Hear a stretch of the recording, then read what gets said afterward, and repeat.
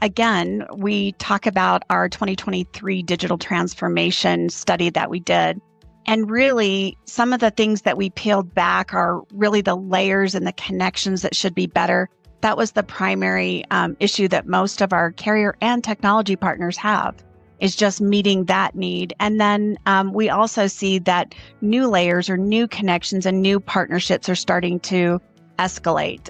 From 23 to 25, you're starting to see a huge transformation in opportunities for companies that have updated their legacy systems with new partners. So as we look at, where we are as an industry and where our consumers are, a lot of our consumers are expecting everything new and bright and shiny.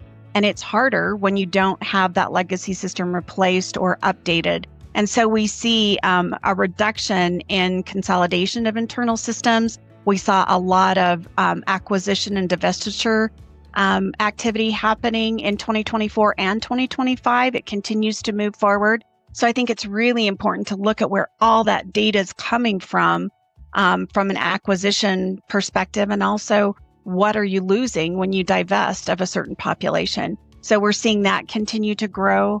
And then just looking at participation in that centralized data hub.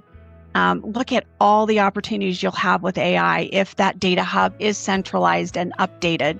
And we hear AI over and over again that it's being used in a lot of different ways. But we also hear from our carriers, we wish we could do this, but we need to update X, Y, and Z before we're able to do that.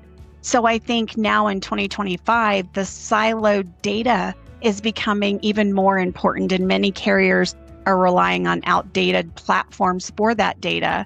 And then I think as you look at those carriers that have invested, they're much more updated. The consumer experience is much better, but some are having opportunities with partnerships that we haven't really thought about before in a way that will make purchasing insurance and educating people about insurance much better. And the other aspect of that is, how are we attracting the right talent in insurance?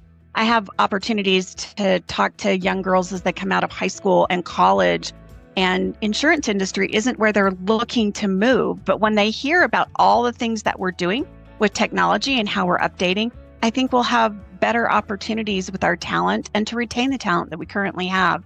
So I think it's a really important opportunity for us to look at, where do we make the changes in the next 5 years? Not only to attract the consumer, but attract talent in a way that we can continue to grow.